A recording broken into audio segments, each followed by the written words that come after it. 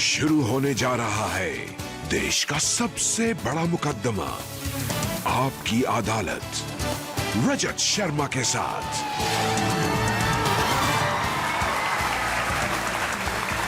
नमस्कार, आपकी अदालत में आपका स्वागत है।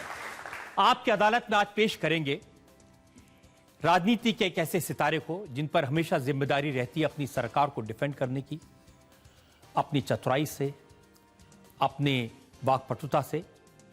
आप हमेशा उनको टीवी पर देखते हैं अपनी सरकार के बारे में बात करते हुए। बहुत बड़े वकील रहे हैं, नरेंद्र मोदी की सरकार में मंत्री हैं। प्लीज वेलकम रविशंकर प्रसाद।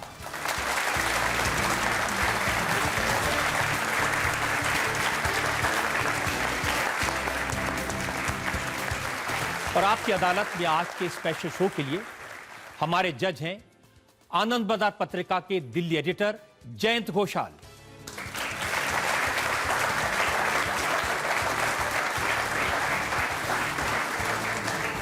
तो इससे पहले कि आज का मुकदमा शुरू करें, आज के जज जयंत घोषाल की इजाजत चाहेंगे आज की कार्रवाई शुरू करने के लिए। शुरू करने का इजाजत है। जज साहब बंगाली हैं तो उनकी हिंदी ऐसी है, थोड़ा याद करेंगे। तो इससे पहले कि मैं इल्जाम लगाऊं, सवाल पूछूं रविशंकर प्रसाद से, एक नजर रविशंकर प्रसाद के पॉलिटिकल करियर पर। भारत सरकार के लॉ और आईटी मिनिस्टर रविशंकर प्रसाद ने अपनी राजनीतिक यात्रा की शुरुआत अखिल भारतीय विद्यार्थी परिषद से की। रविशंकर प्रसाद पटना विश्वविद्यालय छात्र संघ के असिस्टेंट जनरल सेक्रेटरी रहे। रविशंकर प्रसाद जेपी आंदोलन के प्रमुख नेताओं में से एक थे। पटना यूनिवर्सिटी से लॉ की डिग्री हासिल करने के बाद रविशंकर प्रसाद एक सफल वकील बने। लाल कृष्ण आडवाणी के वकील रहे, राम जन्मभूमि विवाद का केस लड़ा, लालू यादव के चारा घोटाले को उजागर करने में भी रविशंकर प्रसाद की प्रमुख भूमिका रही। रविशंकर प्रसाद राज्यसभा के मेंबर बने, वाजपेयी सरकार में कोल और माइंस के राज्य मंत्री रहे, बाद में लॉ मिनिस्ट्री और फिर इंफॉर्मेशन एंड ब्रॉडकास्टिंग का मंत्रालय भी संभाला। रविशंकर प्रसाद ने बीजेपी के प्रवक्ता के रूप में खासा नाम कमाया। टीवी डिबेट्स में और मीडिया के सामने मोदी सरकार का पक्ष रखने में माहिर रविशंकर प्रसाद आपकी अदालत में अपनी पैरवी खुद करेंगे। तो मुकदमा शुरू करते हैं। आपकी अदालत में पहला इल्जाम रविशंकर प्रसाद। आपकी अदालत में law and IT minister Ravishankar Prasad पर आरोप है कि ये लालू यादव और उनके परिवार के खिलाफ बदले की भावना से काम कर रहे हैं। रविशंकर जी, पिछले 3 महीनों में लालू यादव जी, उनकी पत्नी former chief minister Rabri Devi, उनकी बेटी मीसा भारती के पति और लालू जी के दामाद शैलेश, उनकी दूसरी 2 बेटियां रागिनी और चंदा यादव, और फिर डिप्टी चीफ मिनिस्टर तेजस्वी प्रताप यादव, सबके खिलाफ केस रजिस्टर हुए। सीबीआई ने रेड की, इनकम टैक्स ने बुलाया, एनफोर्समेंट डायरेक्टरेट ने उनको बुलाया, मतलब छोड़ा नहीं। किस बात का बदला ले रहे हैं आप इनसे? देखिए, अभी आपने बताया मेरे परिचय में, जेपी मूवमेंट का सिपाही रहा हूं, और जिस पटना यूनिवर्सिटी में मैं असिस्टेंट जनरल सेक्रेटरी था, लालू जी उम्र में बड़े हैं, वो उसके अध्यक्ष थे। तो और भी खराब बात है, अपने अध्यक्ष को आप और सुशील मोदी उसके महामंत्री थे। जेपी मूवमेंट का नारा था भ्रष्टाचार मिटाना है, नया बिहार बनाना है। लालू जी चारा घोटाले में 5 साल की सजा पर है, बाकी ट्रायल चल रहा है। रेल मंत्री बने तो क्या लूट का लाइसेंस था क्या? आपने कहा, हम लोग पर आरोप लगाया कि हम लोग बदले के भाव से काम करते। मैं आपसे 3 आपके सवाल के उत्तर में सवाल करता हूं। लालू जी, मंत्री बनाना है तो जमीन लिखो तो तुमको मंत्री बनाएंगे, नौकरी चाहिए तो जमीन लिखो तो तुमको नौकरी देंगे। और ये जो पटना का मामला है, इसमें उन्होंने 2 होटल दिया एक कंपनी को और बदले में 3.5 एकड़ जमीन ली, लगभग 95 लाख 1 करोड़ की जमीन सस्ते में ली। पहले दूसरे को दी, फिर अपने, अब उस पर 700 करोड़ का मॉल बन रहा है। तो ये क्या मतलब है? अब आपने बेटी की बात की, मैं चाहता हूं कि चाहे तेजस्वी हो या मीसा भारती हो या उनके दामाद हो, वो खुलकर बताएं कि बिजवासन का इतना बड़ा प्लॉट उनको कैसे मिला, सैनिक फार्म का मकान कहां से मिला, कंपनी कुछ काम करती नहीं है, कंपनी में एम्प्लॉय है नहीं, कंपनी रिटर्न भरती नहीं है, तो इतने पैसे कहीं मनी लॉन्ड्रिंग से, कहीं शेल कंपनी से आ रहे हैं, इसका जवाब तो देना पड़ेगा। लालू जी को मंत्री पद मिला था, लूट का लाइसेंस नहीं मिला था, और लूट करेंगे तो कभी न कभी खुलेगा। आज खुल रहा है। और ये क्षमा करिए रजत बाबू, ये नरेंद्र मोदी जी की सरकार है। हमारी सरकार में 3 साल हो गए, हमें गर्व है कि एक भ्रष्टाचार का आरोप नहीं है हमारे ऊपर। लेकिन इसका मतलब यह नहीं है कि जो लूट करें उनकी लूट को हम चुप रखें। मैंने लालू जी से पूछा था, उन्होंने कहा कि जब मैं रेलवे मिनिस्टर था तो रेलवे का गोल्डन पीरियड था। अब ये वो तो कहते हैं ना, तो मैं यही तो पूछ रहा हूं कि रांची का रेलवे का होटल, पुरी का रेलवे का होटल आपने एक को दे दिया, बाकी सबका टेंडर कैंसिल हो गया, वो उसके लिए उपयुक्त नहीं थे, और उसी दिन साइन हुआ जिस दिन एक उनके मंत्री, पूर्व मंत्री एमपी की पत्नी के नाम से वो जमीन ट्रांसफर हो गया। उसके बाद वो जमीन 4-5 साल के बाद एक ऐसी कंपनी को दे दी गई जिसमें तेजस्वी जी हैं, जिसमें राबड़ी जी हैं। ये क्या मतलब है? रवि जी, उन्होंने कहा कि ये सारे के सारे आरोप झूठे हैं। ये जो दिल्ली में बड़े मोदी जी बैठे हैं, ये पटना वाले छोटे मोदी जी को कागज भेजते हैं। देखिए रजत जी, आज मैं आपके लोकप्रिय कार्यक्रम आपकी अदालत में इन जनता के सामने एक आग्रह करता हूं, आप लालू जी को यहां बुलाएं और लालू जी से कहें कि विश्वमन न करें, इन सारे आरोपों का बिंदुवार जवाब दें। ये पटना की जमीन कैसे मिली, 800 करोड़ का मॉल कैसे बन रहा है, बिजवासन की प्रॉपर्टी कैसे मिल गई, सैनिक फार्म की प्रॉपर्टी कैसे मिल गई? भाई बता तो रहे हैं, वो लोगों ने गिफ्ट दिए, उपहार दिए उनको। अच्छा, माने भारत के लोगों का दिल इतना बड़ा है, पटना में लोग जो बीपीएल में हैं वो 80 लाख रुपए दे रहे हैं, गिफ्ट कर रहे हैं। ये क्या बात है कि लालू जी के पुत्र तेजस्वी के प्रति सबको इतना प्यार उमड़ रहा है, गिफ्ट वही कर रहा है जिसको मंत्री बनना है। अब देखिए, आप बेटे के पीछे पड़े हुए हैं बार बार। लालू जी कहते हैं कि राजनीति में परंपरा रही है, किसी के बेटे बेटी पर हाथ नहीं डालते। बिल्कुल, आपने बिल्कुल सही कहा, बेटे बेटी पर हाथ नहीं डालेंगे, लेकिन अगर बेटा बेटी ठीक काम नहीं करेगा, भ्रष्टाचार करेगा तो चुप रहेंगे क्या? अगर राहुल गांधी जी ठीक नहीं काम करते हैं तो क्या हम कुछ नहीं बोलें क्योंकि वो सोनिया गांधी के बेटे हैं? ये तो नहीं चलेगा। और आज तेजस्वी यादव सिर्फ बेटे नहीं है रजत जी, तेजस्वी यादव बिहार के उप मुख्यमंत्री हैं, इसको नहीं बोलिए कभी आप तेजस्वी यादव की बात नहीं सुनी आपने। उन्होंने कहा कि जब से मैं मंत्री बना हूं तब से तो मेरे पास कोई इल्जाम नहीं लगा। जो इल्जाम आप लगा रहे हैं, तब मैं छोटा बच्चा था, 13-14 साल का था। उन्होंने कहा कि मैंने मूछ भी नहीं आई थी, मैं क्या भ्रष्टाचार करता। पहली बात बता दूं, जिस समय ये जमीन पटना की जो सबसे बड़ा बिहार का मॉल बन रहा है लगभग 3 एकड़ पर, वो जो सुजाता होटल के मालिक के द्वारा ट्रांसफर की गई, उस समय ये बाकायदे मेजर व्यस्त बन चुके थे, पहली बात। और देश का कानून मंत्री आज बिहार के उप मुख्यमंत्री को एक बिना बोले सलाह देना चाहता है। भारत का कानून अपराध में छोटे बड़ों में फर्क नहीं करता, सिर्फ यही कहता है अगर आप छोटे हैं तो आप जेल नहीं जाएंगे, आप रिमांड होम में जाएंगे, लेकिन अपराधी अपराधी है। यहां तो वो मेजर है। लेकिन मैं बड़ी बात आपसे कहता हूं, भारत के लोकतंत्र में इस तरह की लूट को आप कब तक बर्दाश्त करेंगे और क्यों बर्दाश्त करेंगे? आज भारत ईमानदारी की ओर बढ़ रहा है।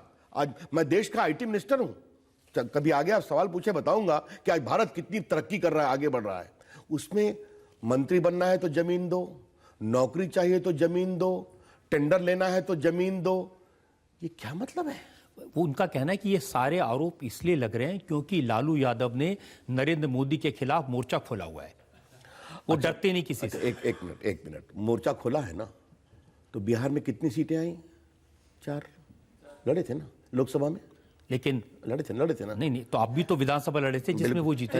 एक मिनट, तो विधानसभा में नीतीश जी साथ गए, तो अब मैं आपके अदालत में, आप मुझसे सवाल पूछ रहे हैं, एक सवाल आपसे पूछूं, नीतीश जी खामोश क्यों हैं? कहते हैं हम ईमानदार हैं।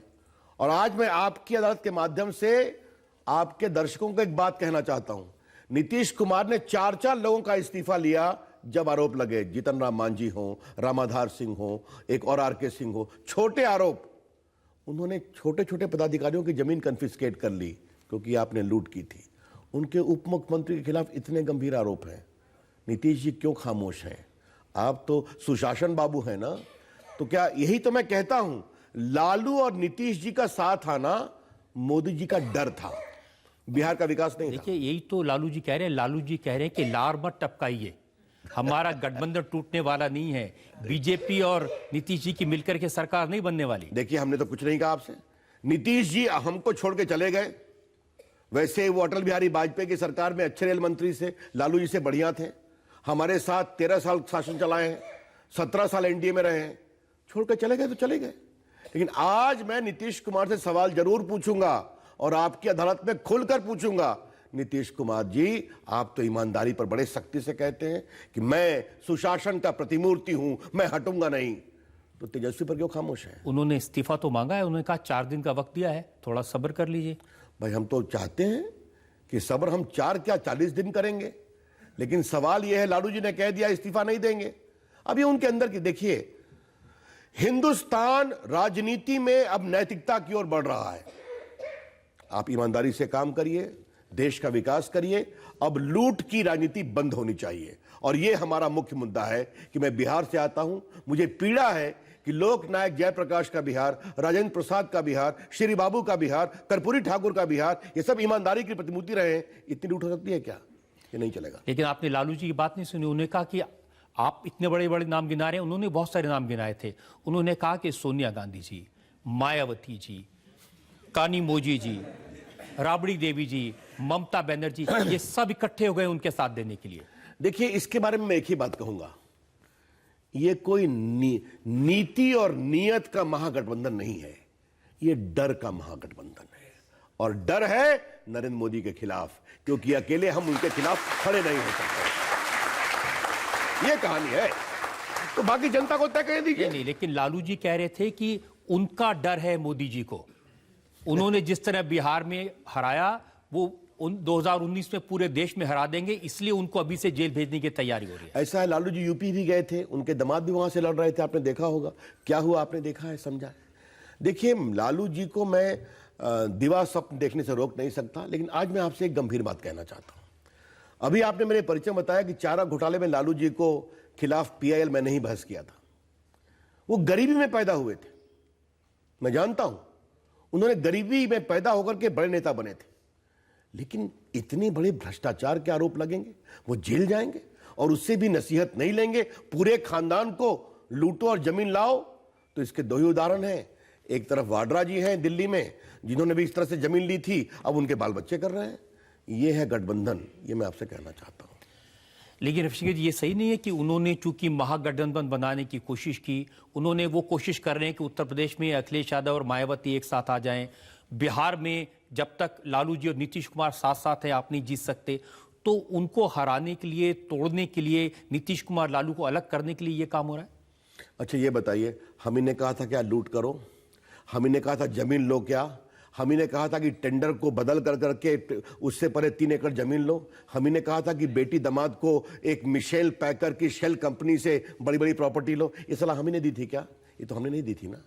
अगर आप भ्रष्टाचार करेंगे तो हम किसी के पक्ष में न दबाएंगे न उसको रोकेंगे।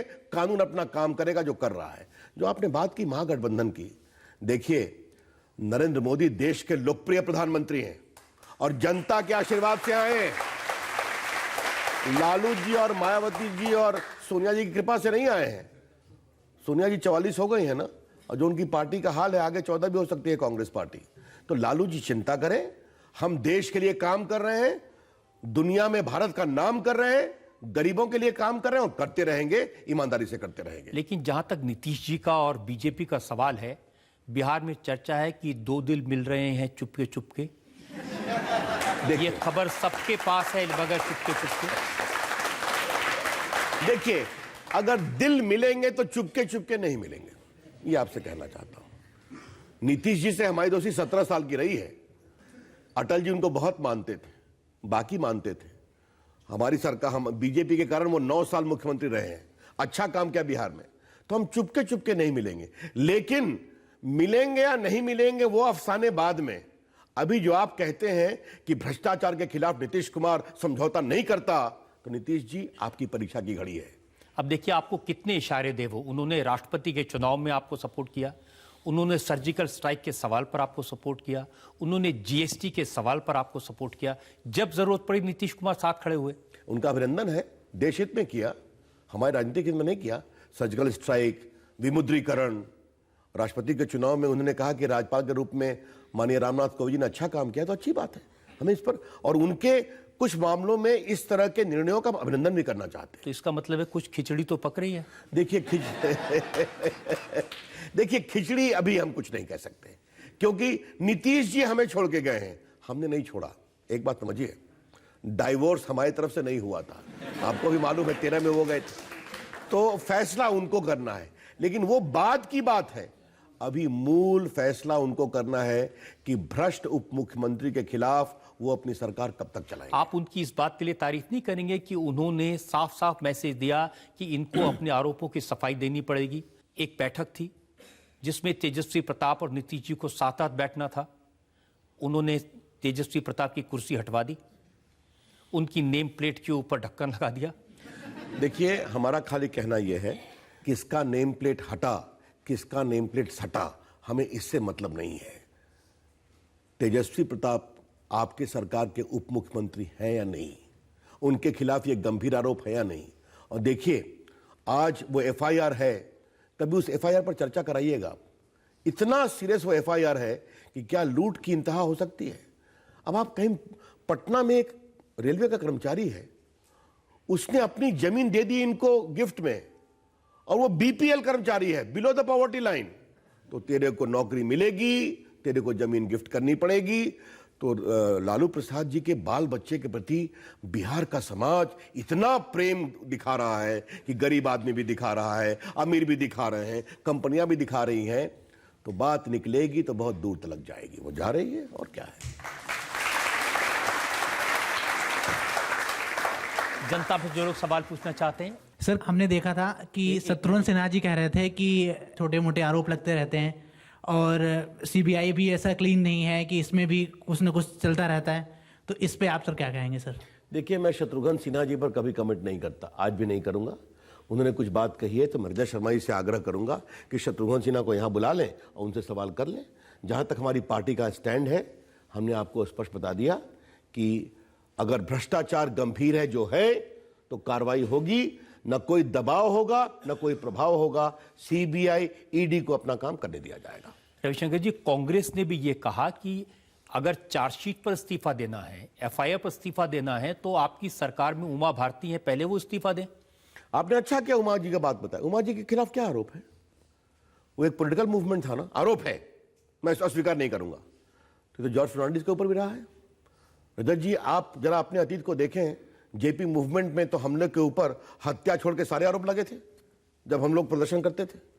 तो हमेशा इस देश की एक राजनीति में मर्यादा रही है कि पॉलिटिकल मूवमेंट के आरोप और अपराध के आरोप, हत्या के आरोप, लूट के आरोप को अलग अलग करके देखा गया है। भ्रष्टाचार के आरोप, आपको याद करिए जॉर्ज फर्नांडिस, मोरारजी भाई की सरकार में, उनके खिलाफ तो इंदिरा जी ने इमरजेंसी में देशद्रोह का आरोप लगाया था। तो हम ये कहले क्या, आपने तेजस्वी प्रताप की बात नहीं सुनी। उन्होंने कहा कि सीबीआई आपकी, इनकम टैक्स आपका, एनफोर्समेंट डायरेक्टर है आपका, तो ये जो चार्जेस हैं ये पॉलिटिकली तो हुए। तो मेरा जवाब बहुत सिंपल है, वो सीबीआई पर बोल रहे हैं। मैं, अब तेजस्वी हमसे उम्र में छोटे हैं, मैं उनसे कितना बहस करूं, लेकिन आपकी अदालत पर आखिरी बार कहता हूं, तेजस्वी जी ये बता दीजिए कि आपके स्वनाम धन्य पिताजी ने रेल मंत्री के रूप में पटना के सुजाता होटल को, जो रांची का रेलवे का होटल और पुरी का होटल दिया, उसके जमीन में एवज में आपको पटना में 3 एकड़ जमीन मिली या नहीं मिली? इसका जवाब दे दीजिए आप। नहीं मिली तो हम भी जान लें, अच्छी बात। और उस पर आज 700 करोड़ प्लस का मॉल बन रहा है कि नहीं बन रहा है? पहले वो प्रेम गुप्ता की पत्नी को दी गई एक कंपनी ट्रांसफर में, बाद में वो उसको आप लोगों को ट्रांसफर कर गई। इसका जवाब देंगे ना आप ना। तो सीबीआई, आईबी, सीबी, डीबी कर रहे हैं, इन आरोपों का बिंदुवार जवाब दीजिए। वो जवाब नहीं है, क्योंकि जवाब नहीं है। उनका तो जवाब एक ही है कि आप जो कुछ कर रहे हैं राजनीतिक प्रतिशोध की भावना से कर रहे हैं। पहले आपने उनको चारा घोटाले में फंसाया था, अब आप उनको जमीन घोटाले में फंसा रहे हैं। देखिए, चारा घोटाले की आपने बात की, तो मैं आपसे एक काउंटर करना चाहता हूं। क्या 2000 मुर्गियां 2 महीने में 3-4 करोड़ का दाना खा सकती हैं? यही तो है चारा घोटाला, यही तो है चारा घोटाला। गरीबों के लिए, आदिवासियों के लिए बकरी, गाय, बैल, भैंस, सुअर सप्लाई करना था। पूछा क्या सप्लाई करेगा? बिल्कुल कर दिए। कहा कैसे सप्लाई किए? तो कहा गाड़ी से किए। कहा गाड़ी का नंबर दो, तो गाड़ी का नंबर स्कूटर और मोटरसाइकिल का निकला। मतलब लालू जी के राज में मोटरसाइकिल और स्कूटर पर भैंस गाय सप्लाई हो रही थी। तो आप समझ रहे हैं क्या था? देखिए, लालू जी तो मुख्यमंत्री थे, उन पर यह आरोप साबित भी हो गए, सुप्रीम कोर्ट से सजा भी मिल गई, लेकिन पूरा परिवार, तेजस्वी, उनके भाई, उनकी बहन, उनके दामाद, छोटी बहन, सब के सब। नहीं, मेरा खाली कहना यह है कि लालू जी जब भ्रष्टाचार के केस में 5 साल की सजा पर है, उनकी अपील पेंडिंग है अभी और ट्रायल चल रहा है, तो उनके इस तरह के अनुभव का लाभ परिवार ने क्यों नहीं लिया कि लूट होगा तो लूट पकड़ा जाएगा? ये हमारे काउंटर सवाल आपसे है। और देखिए, मैं फिर बहुत पीड़ा से कहना चाहता हूं, लालू जी का मैं घोर विरोधी हूं, लेकिन वो जेपी मूवमेंट में साथ रहे हैं। पटना के बाकिरपुर जेल में हम लोग महीनों साथ रहे हैं। वो चपरासी के परिवार में पैदा हुए, वहां से पैदा होकर के उन्होंने जेपी से क्या सीखा? कि सिर्फ लूट करना है, सिर्फ लूट करना है। ये पीड़ा होती है हमें। और आज वो पूरा परिवार, लालू जी रेल मंत्री, परिवार के नाम से जमीन, तो अपराध में तो आप आएंगे कि नहीं तो आएंगे? ये पीड़ा तो नहीं है कि वो गरीब परिवार थे, अब अमीर बन गए? नहीं, बिल्कुल नहीं। और देखिए, मैं हमेशा कहूंगा, लालू जी के राजनीतिक गुरु कर्पूरी ठाकुर, आप जानते हैं उनको, स्वर्गीय मुख्यमंत्री, वो एक बहुत ही पिछड़े हजाम नाव परिवार में आए थे। मैं उनका दिल से इज्जत करता हूं, क्योंकि ईमानदारी के प्रतीक थे। लोकनायक जयप्रकाश नारायण ईमानदारी की पराकाष्ठा थे।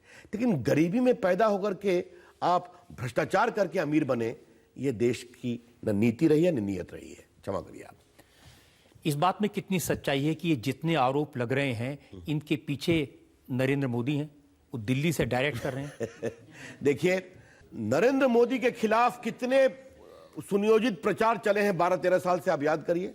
झूठे आरोप सुप्रीम कोर्ट में, 9 केस में उनका एग्जामिनेशन हुआ। इशरत जहां केस, बाकी केस कुछ नहीं पाया गया।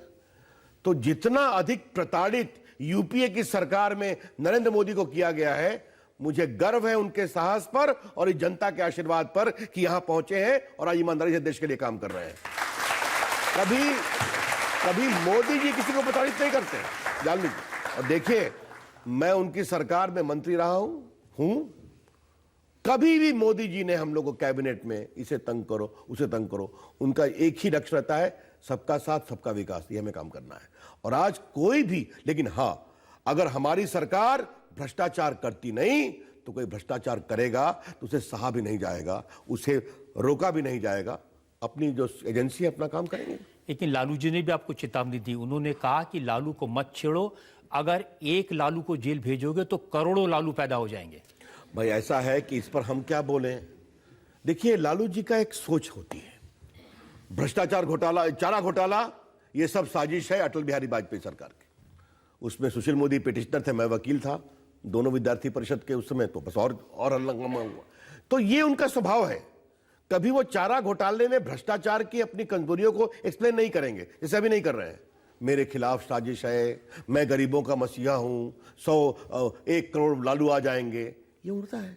याद करिए, 2009 के चुनाव में लालू जी को 22 सीट मिली थी, याद है कि नहीं याद है आपको? विधानसभा चुनाव में सिर्फ 22, और लोकसभा चुनाव में सिर्फ 4 लोकसभा, बिहार की 40 में। तो ये भी देखा है, लालू जी गए थे अपने दामाद के लिए कैंपेन करने के लिए, दामाद की जमानत जब्त हो गई। तो वो बोले, उनका अधिकार है। लेकिन हां, लालू जी आप कितना भी पॉलिटिकल भाषण दें, जब तक भ्रष्टाचार के आरोप का बिंदुवार जवाब नहीं देंगे, तब तक जनता के सामने आपकी छवि छाप नहीं बनेगी। ये मैं कहना चाहता हूं। तो एक बात का आप बिंदुवार जवाब दे दीजिए, बताइए, क्या बीजेपी और नीतीश कुमार एक दूसरे के करीब आ चुके हैं या थोड़ी देर बाद आएंगे?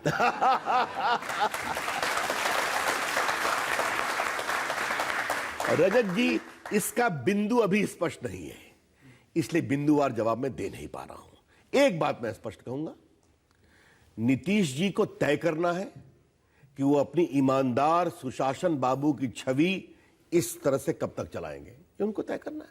अगर कार्रवाई नहीं करेंगे तो और नीचे जाएंगे। तो इसलिए आज, और दूसरी बात, हमने उनको नहीं छोड़ा, वो हमें छोड़कर गए हैं। तो बिंदुवार कदम उन्हें बढ़ाने हैं, ये मैं आपको कहना चाहता हूं। ठीक है, इंतजार करते हैं क्या होता है। एक ब्रेक के रुकेंगे और ब्रेक के बाद आपकी अदालत में रविशंकर प्रसाद पर जनता के इल्जामात और सवालात का एक और दौर। अब तो रामलला के वकील रहे हैं। बार बार कांग्रेस के नेता याद दिलाते हैं, आप कहते हैं मंदिर वहीं बनाएंगे लेकिन तारीख नहीं बताएंगे।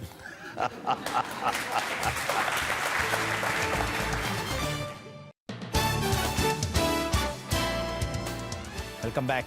आपकी अदालत में आज हमारे मेहमान हैं भारत सरकार के लॉ मिनिस्टर, भारत सरकार के आईटी मिनिस्टर रविशंकर प्रसाद। आपकी अदालत में अगला इल्जाम। आपकी अदालत में law and IT minister Ravishankar Prasad पर आरोप है कि इनके राज में मुसलमानों में डर का माहौल है। रविशंकर जी, अभी एयरपोर्ट पर एक प्रोफेसर मुझे मिले थे जो बॉस्टन में रहते हैं, वहाँ यूनिवर्सिटी में पढ़ाते हैं, मुस्लिम हैं। उन्होंने कहा कि जब मैं दिल्ली एयरपोर्ट पर उतरा हूँ और मैं लंदन से आया था तो मिल गए, कहा कि सोशल मीडिया से ये इंप्रेशन क्रिएट हुआ है कि मैं एयरपोर्ट से, उनका घर अलीगढ़ में है, उनकी पत्नी साथ में थी, छोटा सा बच्चा था, कि मैं सुरक्षित पहुंच पाऊंगा या नहीं पहुंच पाऊंगा। देखिए, मैं बहुत विनम्रता से कहूंगा, ये शंका निर्मूल है। ये देश जितना हिंदुओं का है उतना ही मुसलमानों का है। और हमारे जब मोदी जी कहते हैं सबका साथ सबका विकास, तो हम सबकी चिंता करते हैं, हिंदू, मुस्लिम, सिख, ईसाई, आदिवासी, दलित, नॉर्थ ईस्ट, उत्तर दक्षिण, पूर्व पश्चिम, हम सब के लिए काम करते हैं। और जहां तक मुसलमानों की बात है, मैं आपसे एक बात कहूं, अब्दुल हमीद कौन था जो 65 की लड़ाई में लड़ा, जिसे परमवीर चक्र मिला? मुसलमान थे ना। मौलाना अब्दुल कलाम आजाद कौन थे, मुझे बताइए? रसखान कौन थे? मलिक मोहम्मद जायसी कौन थे? और आज तो मैं आपकी अदालत पर आपके माध्यम से आपके दर्शकों को एक बात कहना चाहता हूं। एक बहुत पुरानी पिक्चर थी बैजू बावरा, जिसका एक गीत था, मन तड़पत हरि दर्शन को आज।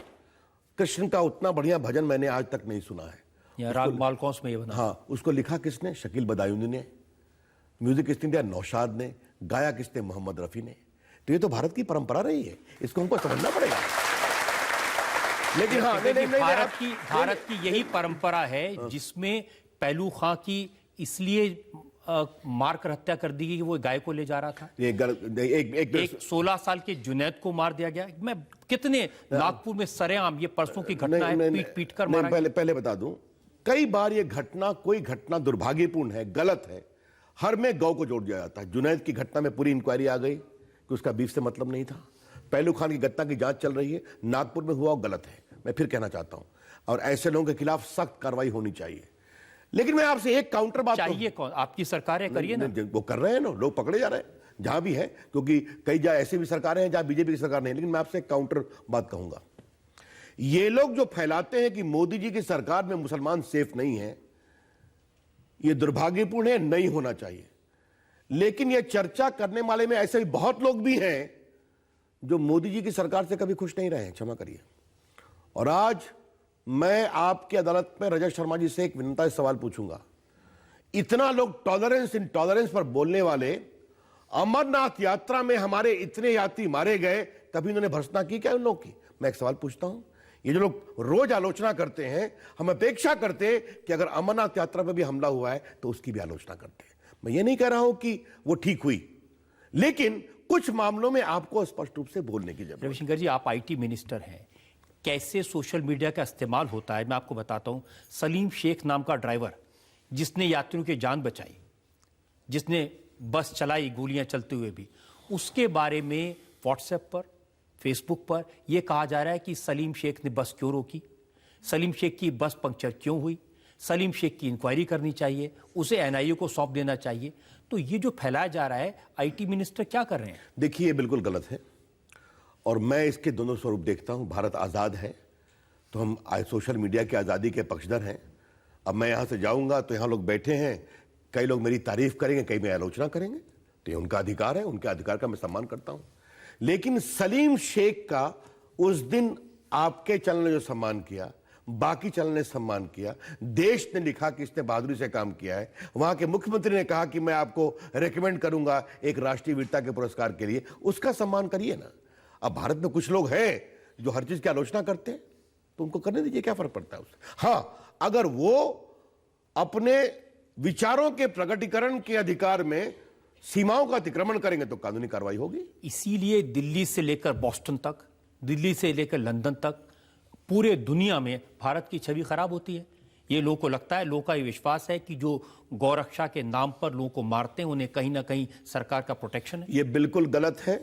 मैं फिर कहना चाहता हूं, देश के कानून मंत्री के रूप में मैं पूरी गंभीरता से कहना चाहता हूं कि मोदी जी की सरकार इस मामले में स्पष्ट है कि गौ रक्षा के नाम पर कोई हिंसा करेगा तो कानूनी कार्रवाई होगी और होनी चाहिए और होकर रहेगी, ये मैं कहना चाहता हूं। एक बात। दूसरी बात, बड़े विनम्रता से कहूंगा कि भारत का एक बहुत बड़ा वर्ग गौ का सम्मान करता है, तो इन दोनों में संतुलन होने की आवश्यकता है। प्रधानमंत्री ने 2 बार कहा गौरक्षकों के बारे में, सख्ती से कहा, कोई लिहाज उन्होंने नहीं किया, उसके बावजूद इस तरह की घटनाएं जारी हैं। नहीं, आपको यही तो मैं कह रहा हूं ना, कुछ लोग जो इस तरह की घटनाएं कर रहे हैं उसमें सब लोग ईमानदारी से कर रहे हैं कि कहीं ना कहीं षड्यंत्र भी है, ये तो मैं कहना चाहता हूं। अब देखिए, आपने जो बात कही, जो फरीदाबाद की घटना थी नौजवान की, बीफ को लेकर हंगामा किया गया, पुलिस में आया कि वो छोटी सी तकरार हुई थी एक ट्रेन के डब्बे में बैठने को लेकर के, तो हर जगह एक बीफ का एंगल देना भी ठीक नहीं है। लेकिन मैं कहूंगा कि हमारी सरकार इसमें बहुत ही स्पष्ट है, कार्रवाई हो रही है और होगी, इसके बारे में कोई समझौता नहीं होगा। असदुद्दीन ओवैसी का बयान मैंने पढ़ा, उन्होंने कहा कि ये सब सिर्फ बातें कर रहे हैं और बातें करने से कुछ नहीं होगा, कुछ करना पड़ेगा। अब ओवैसी साहब से हमें सर्टिफिकेट नहीं लेना है रजत बाबू, बहुत विनम्रता से कहना चाहता हूं, वरना उनके सारे वक्तव्य आपके चैनल पर चलते हैं। पता नहीं आपने उनको कभी यहां बुलाया कि नहीं बुलाया है? बुलाया था। बुलाया है ना, तो आप अपना जरा निकाल के देख लीजिए, इसलिए हमें उनसे सर्टिफिकेट नहीं लेना है। लेकिन ये तो आप मानते हैं कि ये जो नारा है सबका साथ सबका विकास, जिसका आप जिक्र कर रहे थे, बड़ी संख्या में ऐसे मुस्लिम भाई बहन हैं जो इसका यकीन नहीं करते, उनके मन में कहीं शक है, कहीं डर है। देखिए, आपके इस सवाल पर मैं आपको एक उदाहरण देना चाहता हूं। एक करीमुल हक है जो जलपाईगुड़ी में टी गार्डन में काम करते हैं। उनकी माताजी मर गई क्योंकि एम्बुलेंस नहीं आया पहाड़ों में, तो अपने मोटरसाइकिल पर वो बीमार लोगों को लेकर जाते हैं अस्पताल में। उन्होंने 2000 लोगों की जान बचाई है। एक दिन पीएमओ से फोन गया कि आप ऐसे हैं, आप ऐसा करते हैं, कहा नरेंद्र मोदी आपसे बात करेंगे। मोदी जी ने कहा करीमुल हक, तुम देश के लिए अच्छा काम कर रहे हो, हम तुम्हें पद्मश्री दे रहे हैं। कभी आप कल्पना कर सकते हैं कि एक गरीब मजदूर जो गरीबों की जान बचा रहा है, वो उसकी चिंता मोदी जी कर रहे हैं और उसको पद्मश्री दे रहे हैं। ये हमारे आईटी क्षेत्र में इमरान खान अलवर में बड़ा काम कर रहे हैं, उनकी तारीफ मोदी जी ने की लंदन में कि इमरान खान ऐसे लोग देश को बदलने का काम कर रहे हैं। तो दोनों को देखना चाहिए। और मैं कहता हूं, इस देश के बहुत बड़े मुसलमान संख्या में लोग हमारे काम से प्रसन्न हैं, वो देख रहे हैं कि हम देश को बदल रहे हैं और सबका साथ सबका विकास की बात कर रहे हैं, तो सबकी चिंता कर रहे हैं। लेकिन ये तो आप ही कह रहे थे कि मुसलमान हमें वोट नहीं देते। नहीं, एक मिनट, वो गलत बात थी, वो पूरी रिपोर्ट सही नहीं आई थी। हमने कहा एक परसेप्शन है, इसके बावजूद हम ईमानदारी से काम करते रहेंगे। हम विकास को वोट के बिना पर नहीं तौलते। देखिए, मैं आपको बात बताऊं, हमारे प्रधानमंत्री कहते हैं तुम लोग नॉर्थ ईस्ट की चिंता करो, पूरी भारत की चिंता करो। बंगाल में हम नहीं है, उड़ीसा में हम नहीं है, झारखंड में हम आ जाए, बिहार में नहीं है, क्योंकि जब तक पूर्वी भारत का विकास नहीं होगा तब तक देश का विकास नहीं होगा। देखिए, आपने उदाहरण दी कि कैसे प्रधानमंत्री ने पद्मश्री दिया, कैसे सम्मान दिया, कैसे उनकी बात की। उत्तर प्रदेश में इतनी बड़ी संख्या में मुसलमान भाई बहन रहते हैं, 425 टिकट दिए, एक भी मुसलमान को नहीं लड़ाया। मैं आपसे डिफर करता हूं। मुसलमानों को अच्छी शिक्षा मिले, नौकरी का अवसर मिले। आज मैं कॉमन सर्विस सेंटर लगभग 10 लाख देश, 2.5 लाख देश में है, उत्तर प्रदेश में 50,000 है। कितने मुसलमान नौजवान और महिलाएं कॉमन सर्विस सेंटर के माध्यम से डिजिटल सेवाएं दे रही हैं, हम उसको आगे बढ़ा रहे हैं। तो वो देखना चाहिए कि हम सिर्फ वोट बैंक और टोकनिज्म में विश्वास नहीं करते, ईमानदारी से विकास में विश्वास ये भी तो देखना चाहिए कि उनके आस्था के सवाल पे, उनके धर्म के सवाल पे आप स्टैंड लेते हैं। 3 तलाक हो या नहीं हो, इसके ऊपर रविशंकर प्रसाद कहते हैं कि बिल्कुल बोलते हैं और बोलेंगे। अच्छा कि आपने 3 तलाक की बात किया। 3 तलाक का विषय न धर्म का है, न इबादत का है, न पूजा का है, न प्रार्थना का है। 3 तलाक का विषय है नारी न्याय, नारी गरिमा, नारी समानता, gender justice, gender dignity, gender equality. 70 साल बाद क्या भारत का संविधान है कि आपने कहा तलाक तलाक तलाक और आप सड़क के ऊपर? यूपी में मैंने कहा था नरेंद्र मोदी जी की सरकार राजीव गांधी की नहीं कि शाहबानों की तरह स्लिप कर जाएगी। पूरी मजबूती से हम खड़े रहे और वहां की मुसलमान महिलाओं के दिल में एक नई जागृति आई। दूसरी बात, हम आस्था का सम्मान करते हैं रजत शर्मा जी, नहीं, सुन लीजिए आप। नहीं, आप भी सुनिए। कपिल सिब्बल ने अदालत में कहा कि यह आस्था का प्रश्न है। सुप्रीम कोर्ट में उन्होंने, वो रिप्रेजेंट कर रहे थे मुस्लिम ऑर्गेनाइजेशंस को। जैसे रामलला आस्था का सवाल है, ये भी कहा था उन्होंने। तो रामलला का वकील आपके सामने हो, कपिल सिब्बल 3 तलाक के वकील थे। 3 तलाक ऐसे अभिशाप की तुलना उन्होंने रामलला की आस्था से की। इससे बड़ी शर्मनाक बात कोई हो नहीं सकती, मैं इतना ही कहूंगा। एक बात, लेकिन मैं दूसरी बात आपसे कहना चाहता हूं, हम आस्था का सम्मान करते हैं। हर कुप्रथा आस्था का अंग नहीं होती। क्या कोई हिंदू कहेगा कि मैं छुआछूत करूंगा क्योंकि मेरी पूजा के लिए जरूरी है? यह संवैधानिक है। और रजत बाबू, अगर 22 इस्लामिक मुल्कों में 3 तलाक को नियंत्रित किया गया, जिसमें पाकिस्तान है, जिसमें बांग्लादेश है, अफगानिस्तान है, मलेशिया है, ट्यूनीसिया है, इजिप्ट है, तो वो तो इस्लामिक देश है। भारत तो एक सेकुलर मुल्क है। तो यहां पर इसको लेकर दिक्कत क्यों होती है? ये हमारा सवाल है। आपने 3 तलाक पर स्टैंड लिया, लेकिन महिलाओं को मंदिर में जाने की इजाजत नहीं होती, उसके लिए कुछ किया? बिल्कुल हमारा स्टैंड है, मिलना चाहिए। हमने, भारत सरकार ने इस मामले में हमेशा कहा है। और मैं तो कहता हूं कि देश के कानून मंत्री के रूप में आपकी अदालत में मेरा आप अपील है सारे मंदिरों की व्यवस्थाओं से कि इस देश की महिलाओं को पूरे इज्जत से अंदर जाने देना तो चाहिए। एक जगह देखिए, मेरा जवाब बहुत अच्छा कि आपने सवाल उठाया। मां दुर्गा कौन है? काली कौन है? लक्ष्मी कौन है? सरस्वती कौन है? ये पूरी देवी की कल्पना क्या है? क्या देवी, महिला, नारी शक्ति की कल्पना के बिना हिंदू चिंतन, हिंदू आस्था का विचार हो सकता है? तो अगर हमने नारी को इतना सम्मान दिया है हिंदू धर्म में, तो नारी और बहन को मंदिर से रोकने का कारण क्या है? हम ये सवाल करना चाहते हैं। रविशंकर जी, आपकी भावना अलग है और जो बीजेपी के लोग हैं, एमएलएज हैं, कार्यकर्ता, उनकी बात अलग है। क्षमा करिए, बीजेपी का अधिकृत विचार ये है, मैं जानता हूं, छोटा बीजेपी कार्यकर्ता। के एमएलए उत्तर प्रदेश की असेंबली के, उन्होंने कहा कि मुसलमान अगर रामलला का मंदिर बनाने में हमारा साथ नहीं देंगे तो हम उनकी हज की सब्सिडी बंद कर देंगे। जो भी एमएलए ने कहा वो बीजेपी का अधिकृत विचार नहीं है। हम आज 13 राज्यों में शासन करते हैं और दिल्ली में भी शासन करते हैं, तो हम अपनी ताकत जानते हैं और अपनी जिम्मेदारी भी समझते हैं। वो जो विधायक जी ने स्टेटमेंट दिया वो बीजेपी की लाइन नहीं है, क्षमा करिए। हाँ, राम मंदिर बनना चाहिए, ये अलग बात है, लेकिन ये लाइन नहीं है उसकी। तो आप तो रामलला के वकील रहे हैं, बार बार कांग्रेस के नेता याद दिलाते हैं, आप कहते हैं मंदिर वहीं बनाएंगे लेकिन तारीख नहीं बताएंगे।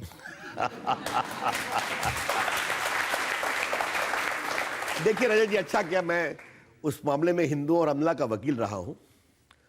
इलाहाबाद हाईकोर्ट ने क्या फैसला किया है? 2 चीज। अच्छा आपने इस बात को पूछा तो आपके दर्शकों को स्मरण दिलाऊं।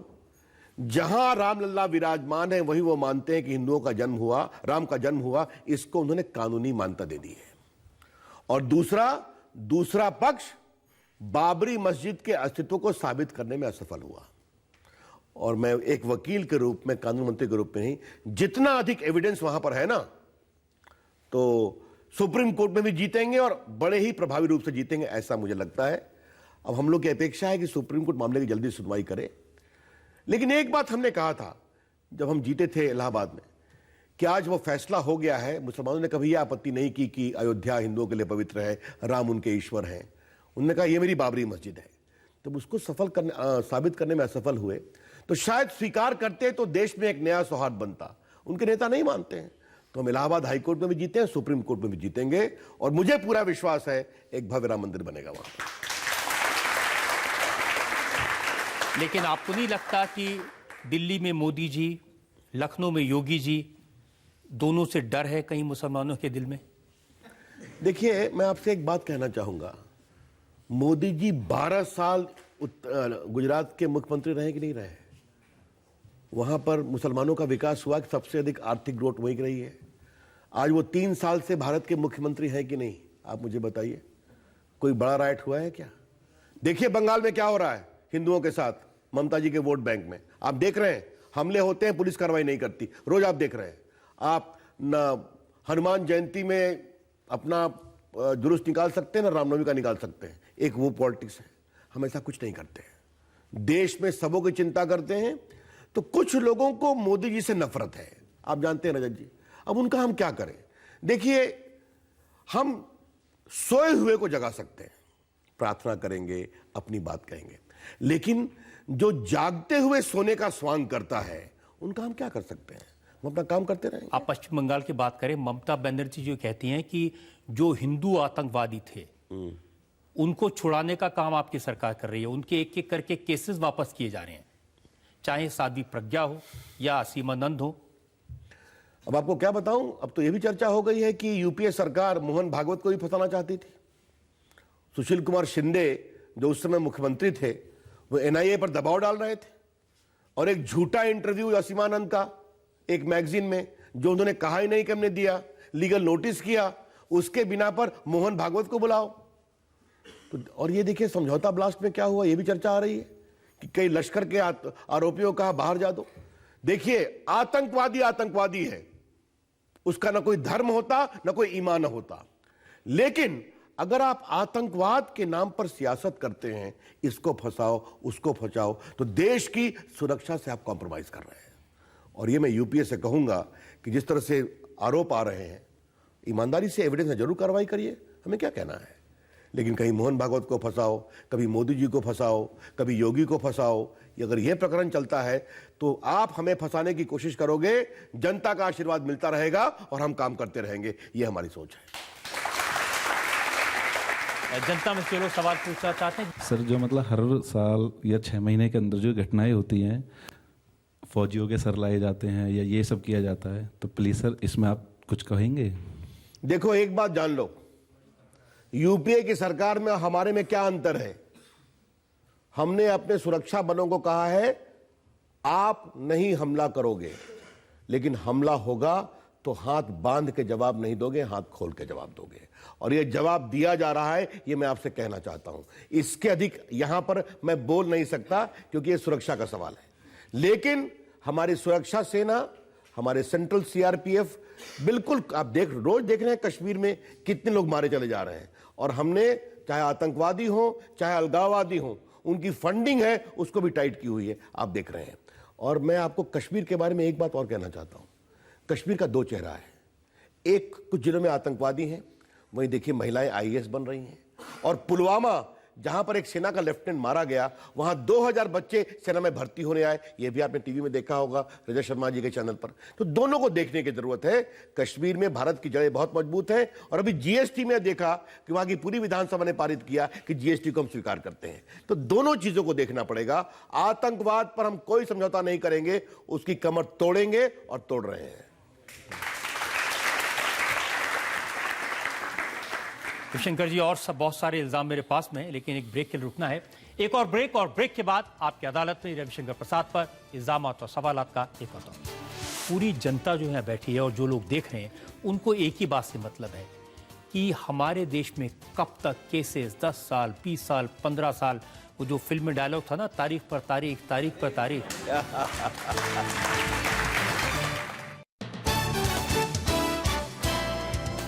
Welcome back. आपकी अदालत में आज हमारे मेहमान हैं भारत सरकार के कानून मंत्री रविशंकर प्रसाद। आपकी अदालत में अगला। आपकी अदालत में लॉ मिनिस्टर रविशंकर प्रसाद पर आरोप है कि इनके शासन में लोगों को न्याय देरी से मिलता है। अब ये कानून मंत्रालय का नाम है लॉ एंड जस्टिस। लॉ बहुत सारे हैं और जस्टिस मिलने में बड़ी देर होती है।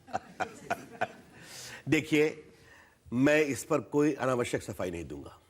आपने सही कहा, इस देश में बहुत लोग केस करते हैं। सुप्रीम कोर्ट में केसेस कम हुए हैं पेंडेंसी, हाई कोर्ट में भी कम हुए हैं, लोअर कोर्ट में नहीं। आप ही ने चिट्ठी लिखी है मुख्यमंत्रियों को, जिसमें लिखा कि निचली अदालतों में 2,70,00,000 केस पेंडिंग है और हाई कोर्ट में 40.54 लाख केसेस पेंडिंग ये है। कम हुए हैं हाई कोर्ट में, पहले और थे। लोअर कोर्ट में कम नहीं हो रहे हैं। हमने देखिए क्या क्या कार्रवाई की है, मैं 3-4 गिना दूं। पहले हमने सारे मुख्यमंत्रियों को कहा है कि सरकारी मामले कम होने चाहिए। मैंने इसकी, जहां मामला तस्वीया से हो सकता है, आर्बिट्रेशन से हो सकता है, हमने सारे चीफ जस्टिस को कहा है कि महिलाओं के अपराध के मामले, बड़ों के अपराध को जल्दी एक्सपेडाइट करिए। तीसरा, हम काफी डिजिटल मामला कर रहे हैं। हमने एक डिजिटल क्लॉक लगाई है, हमने एक जुडिशियल डेटा ग्रिड बनाया है जिसके मुताबिक कहां कहां केस पेंडिंग है। लेकिन एक चीज हमने और की, हमने अपने पदाधिकारियों को भेजा कि भैया जाओ जमीन पर देखो कितना केस पेंडिंग है। तो एक आपको मालूम है, अदालत का एक मिजाज होता है, जैसे आपके टीवी का मिजाज है कि जो रिकॉर्ड पर है तो है।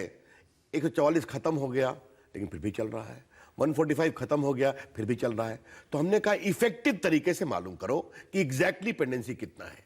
हमने एक दो महत्वपूर्ण काम किया जो बताना चाहते हैं। हमारे कॉमन सर्विस सेंटर है, वहां पर हमारे पैरा लीगल ट्रेनर बैठेंगे और जो गरीब महिलाएं हैं, बाकी हैं, बहुएं हैं दहेज से पीड़ित, उनको कानूनी सलाह वहां मिल रही है। वकीलों के द्वारा एक काम शुरू हुआ है।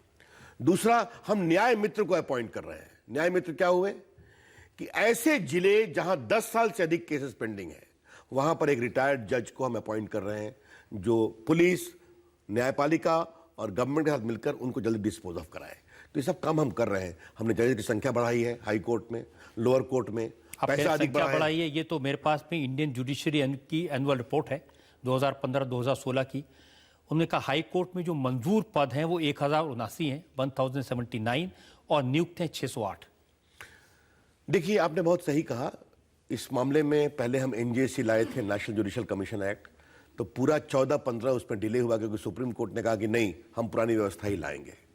अब ठीक है, उस निर्णय का हम सम्मान करते हैं, लेकिन उस निर्णय के बहुत तर्क से हम नहीं एग्री करते हैं। लेकिन फिर क्यों आपने सरेंडर कर दिया? नहीं, मैंने, देखिए ऐसा है ना कि अब देश को भी चलाना पड़ेगा ना। अब देखिए, अब आपने सवाल पूछा है तो माननीय जज साहब हैं, मैं जज साहब की ओर मुखातिब होकर बात कर रहा हूं। उन्होंने कहा है कि कानून मंत्री चूंकि उसमें बैठेगा नेशनल जुडिशियल कमीशन में जज के साथ, इसलिए जो जज वहां से निकलेगा वो ईमानदारी से काम नहीं कर पाएगा सरकार के खिलाफ। देखिए, हमारे प्रधानमंत्री नेता हैं। भारत का प्रधानमंत्री राष्ट्रपति को चुन सकता है, उपराष्ट्रपति को चुन सकता है, सेना के अध्यक्षों को चुनता है, सीवीसी को चुनता है, आपके इलेक्शन कमीशन को चुनता है, चीफ इलेक्शन कमिश्नर को चुनता है। भारत की सुरक्षा, न्यूक्लियर बटन उसके हाथ में होता है। भारत की जनता भारत के प्रधानमंत्री से इतनी अपेक्षा करती है जो काम वो अपने मंत्रियों के साथ करता है। लेकिन भारत के प्रधानमंत्री कानून मंत्री के थ्रू एक ईमानदार जज नहीं नियुक्त कर सकते। ये अगर सोच है तो इस सोच से बड़े इज्जत से हम डिफर करते हैं। लेकिन पूरी दुनिया में, अमेरिका में तो राष्ट्रपति अपॉइंट करते हैं जज। तो ये सवाल आप मुझसे पूछ रहे हैं, ये सवाल आपको जुडिशरी से पूछना चाहिए। उन्होंने फैसला कर दिया। जुडिशरी से कौन पूछ सकता? आप नहीं पूछ सकते तो मैं कैसे पूछूंगा? तो इसलिए आज मैं आपकी अदालत में देश का कानून मंत्री अपनी बात कह रहा है कि हम उनसे बड़े इज्जत से डिफर करते हैं।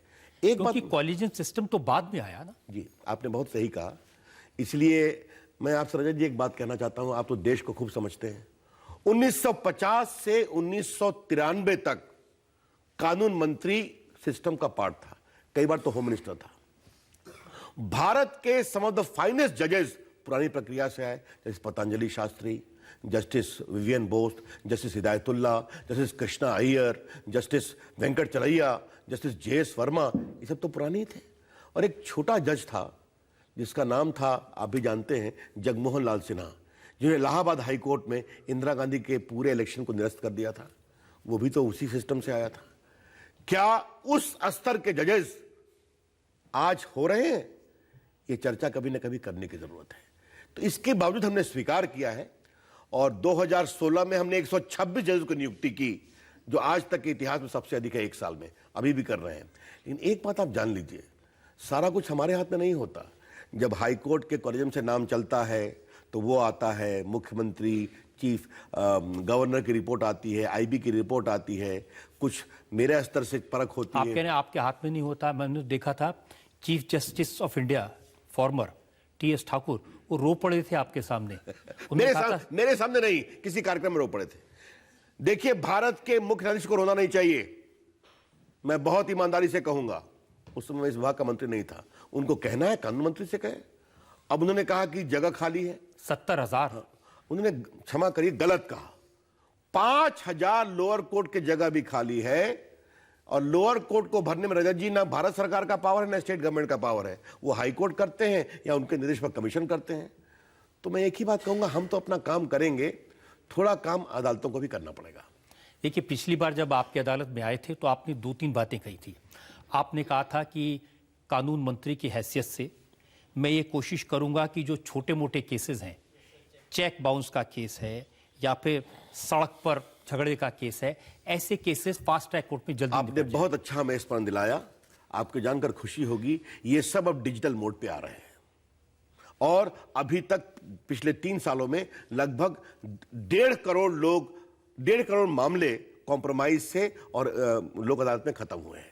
इसको आगे हम और एक्सपेडाइट कर रहे हैं। जो आपने बात कही है ये चेक बाउंसिंग की, इस पे थोड़ा और हमें कानून में बदलाव करना पड़ेगा। वो ये करना पड़ेगा कि अगर आपने नहीं जमा किया तो आप जेल जाइए या फिर जमा करिए, तो उसको भी एक्सपेडाइट कर रहे हैं। आपसे मैं इतना ही कह सकता हूं, जस्टिस रिफॉर्म हमारी एक प्रायोरिटी है और उसके लिए हम पूरा काम करेंगे। लेकिन एक हमारी समस्या है, मैं जज नहीं हो सकता, मैं कानून मंत्री रहूंगा। तो मेरा काम है अदालत को परसुएड करना, उनको सहयोग करना, अधिक कोर्ट रूम बनाना, अधिक कंप्यूटराइजेशन करना, ये सारा काम हम कर रहे हैं। मैं उम्मीद करूंगा। इस बात में कितनी सच्चाई है कि जजेस की अपॉइंटमेंट आपके लेवल पर रुक जाती है? नहीं, ये बिल्कुल गलत है। लेकिन हाँ, एक बात है, हम परख करेंगे कि जिसका नाम आया है उस व्यक्ति की क्षमता कितनी है, उसकी प्रतिभा कितनी है, उसकी ईमानदारी कितनी है। ये तो परख करना काम है। बाकी तो सुप्रीम कोर्ट का कॉलेजियम लेगा। कई बार तो हाई कोर्ट के जो रिकमेंडेशंस होते हैं सुप्रीम कोर्ट से रिजेक्ट हो जाते हैं। लेकिन पूरी जनता जो है बैठी है और जो लोग देख रहे हैं, उनको एक ही बात से मतलब है कि हमारे देश में कब तक केसेस 10 साल, 20 साल, 15 साल, वो जो फिल्म में डायलॉग था ना, तारीख पर तारीख, तारीख पर तारीख। देखिए रजत जी, देश का कानून मंत्री कोर्ट के अंदर नहीं जा सकता। वो जज का काम है, वकील का काम है। कई बार वकील हमारे मित्र लोग जजमेंट लेते हैं कई कारणों से, कई बार जज साहब व्यस्त हो सकते हैं। लेकिन हाँ, मैं आपकी इस बात से सहमत हूं। इसलिए मैंने जो न्याय मित्र की बात की है, क्यों की है, उसका काम रहेगा 10 साल से पुराने केसेस को डिस्पोज ऑफ करना। मैं बार बार हाई कोर्ट के चीफ को कहता हूं कि आप पुराने केसेस को एक्सपेडाइट करिए। तो अपनी ओर से जितना, देखिए जैसे एक बात देखिए, अभी इलाहाबाद हाई कोर्ट के 150 वर्ष पूरे हुए।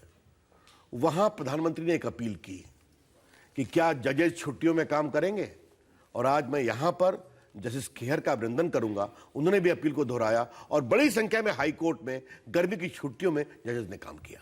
तो ये सब काम हम कर रहे हैं। लेकिन इलाहाबाद हाई कोर्ट में 160 जज होने चाहिए, जज हैं 78।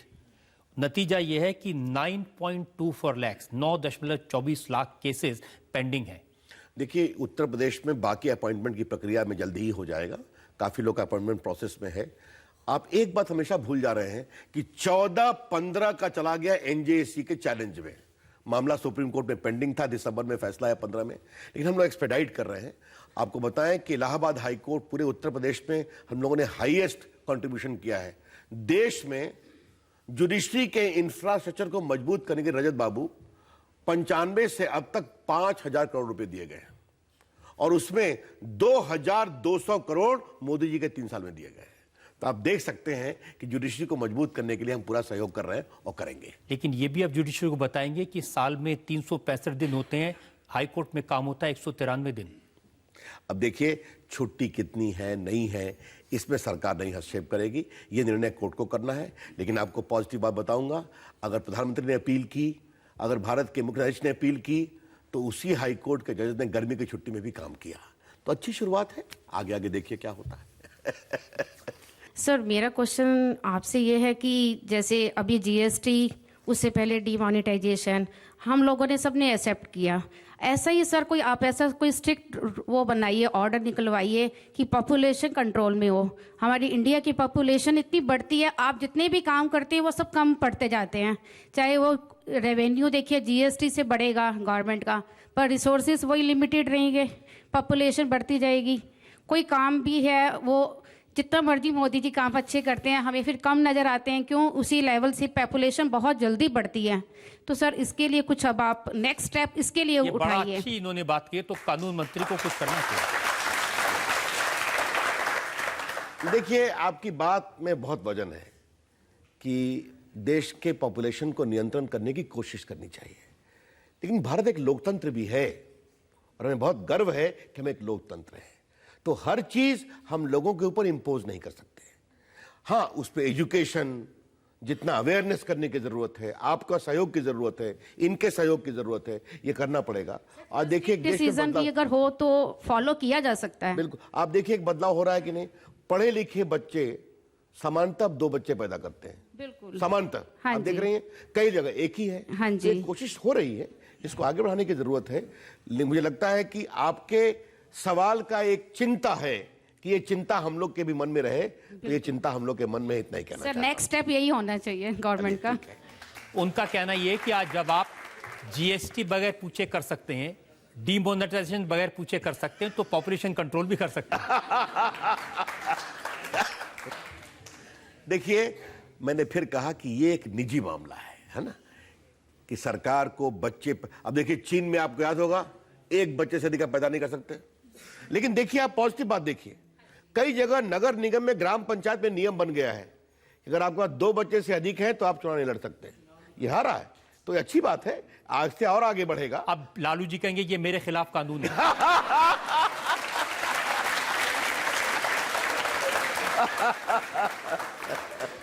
एक और ब्रेक के लिए रुकेंगे और ब्रेक के बाद आपकी अदालत में इल्जाम और सवालात का एक और दौर। दुनिया भारत की ओर देख रही है, 7.1% विकास हो रहा है, सबसे बड़ी इकोनॉमी है, मोदी जी अच्छा काम कर रहे हैं, वित्त मंत्री जेटली जी अच्छा काम कर रहे हैं, जीएसटी आ रहा है, इन्फ्लेशन 1.5% हो गया है, तो सब कुछ ठीक है, तो नौकरी कम होगी क्या? Welcome back. आपकी अदालत में आज हमारे मेहमान हैं law minister, IT minister Ravishankar Prasad. Aapki Adalat में अगला इल्जाम। आपकी अदालत में information technology minister Ravishankar Prasad पर आरोप है कि इनके मंत्रालय ने बेरोजगारी को बढ़ावा दिया। आईटी क्षेत्र की बड़ी चिंता है। ये मैकेंजी एंड कंपनी की रिपोर्ट है जिसमें कहा गया कि आने वाले 3 साल में 6 लाख इंजीनियर्स की नौकरी चली जाएगी। देखिए, अब ये किस रिपोर्ट की बात आप कह रहे हैं, आपने अच्छा क्या बता दिया। इस देश में आईटी कंपनियों में अभी 40 लाख लोग सीधा काम करते हैं और 1.5 करोड़ लोग इनडायरेक्ट काम करते हैं, और दुनिया के 200 शहरों में 80 देश में भारत की आईटी कंपनी है। नोएडा में बात कर रहा हूं, यहां भी बहुत अच्छा काम हुआ है। देखिए, ये जब चर्चा आई तो मैंने पूछा नास्कॉम से, जो उनकी बॉडी है, उन्होंने कहा मोदी जी की 3 साल की सरकार में 6 लाख लोगों को नौकरी मिली है आईटी के क्षेत्र में, वो उनकी ट्रेड बॉडी है। मैंने चंद्रशेखरन साहब से आग्रह किया, जो अभी टाटा ग्रुप के चेयरमैन हैं, टीसीएस के चेयरमैन थे, उन्होंने कहा कि मैंने स्वयं 2.5 लाख लोगों को नौकरी दी है टीसीएस में, और इस साल 17-18 में हम 2023 ग्रेजुएट्स को नौकरी देने वाले हैं। और उनका कहना था आने वाले 5 से 7 वर्षों में 70 लाख लोगों को नौकरी मिलेगी। और देखिए, मैं इसमें बहुत विश्वास करता हूं। देखिए रिपोर्ट्स आती है, बीबीसी में एक रिपोर्ट आई जिसमें लिखा इन्फोसिस से लोगों की छटनी हुई, विप्रो से लोगों की छटनी हुई, महिंद्रा टेक से लोगों की छटनी हुई। मैं जवाब देता हूं, इंडिया टीवी में जो ठीक से काम नहीं करेगा उसकी छटनी होगी कि नहीं होगी, मुझे बता दीजिए। अगर आप स्किल्ड नहीं होंगे, आप काम नहीं करेंगे, तो रूटीन छटनी तो होगी ना। लेकिन जो नियुक्तियां हो रही वो हो रही हैं। मैं तो आईटी में $1 ट्रिलियन इकोनॉमी की बात कर रहा हूं, वो बढ़ेंगे। और रजत जी, मैं देश का इलेक्ट्रॉनिक का भी मिनिस्टर हूं। इस देश में 108 करोड़ मोबाइल फोन है, 116 करोड़ आधार कार्ड है। मुझसे प्रधानमंत्री ने पूछा कि रवि, तुम कहते हो मोबाइल बनता कितना है? नोकिया बंद हो गया था। पिछले 3 साल में हिंदुस्तान में 72 मोबाइल बनाने वाली फैक्ट्री आ गई है, जिसमें 42 मोबाइल बनाती है और 30 बैटरी चार्जर बनाती है।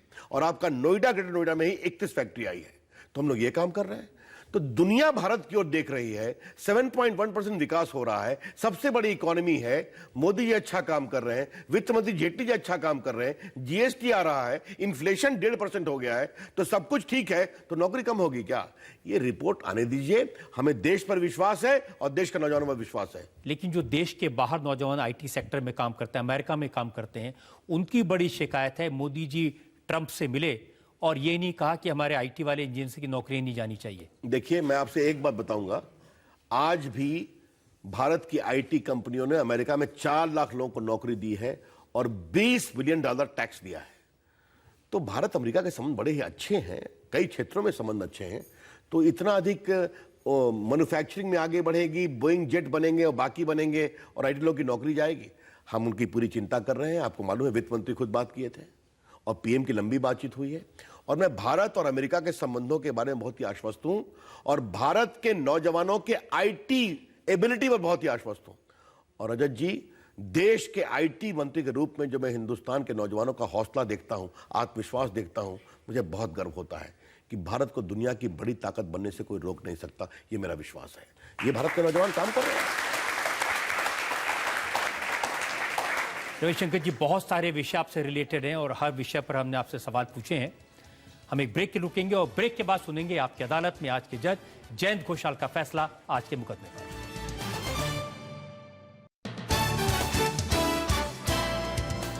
Welcome back. आपकी अदालत में आपने मुकदमा चलाया भारत सरकार के कानून मंत्री, आईटी मंत्री, इलेक्ट्रॉनिक्स मंत्री रविशंकर प्रसाद पर। उनसे पूछा बिहार की राजनीति के बारे में, लालू यादव के आरोपों के बारे में, उनसे पूछा आईटी क्षेत्र के बारे में, और देश में मुसलमानों में जो असुरक्षा की भावना है उसके बारे में सवाल पूछे। सब सवालों का बड़ी बेबाकी से रविशंकर प्रसाद ने जवाब दिया। अब वक्त है आपकी अदालत में आज के जज जयंत घोषाल के फैसले का।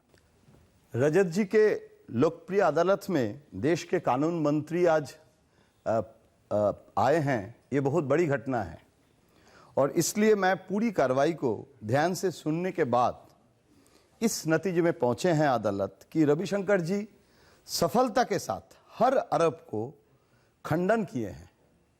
और मुझे मतलब आज ये पता चला कि रविशंकर जी सफल राजनेता सिर्फ नहीं है, बहुत सफल वकील भी है और इसलिए अदालत रविशंकर जी को पूर्ण सम्मान के साथ रिहा करते हैं।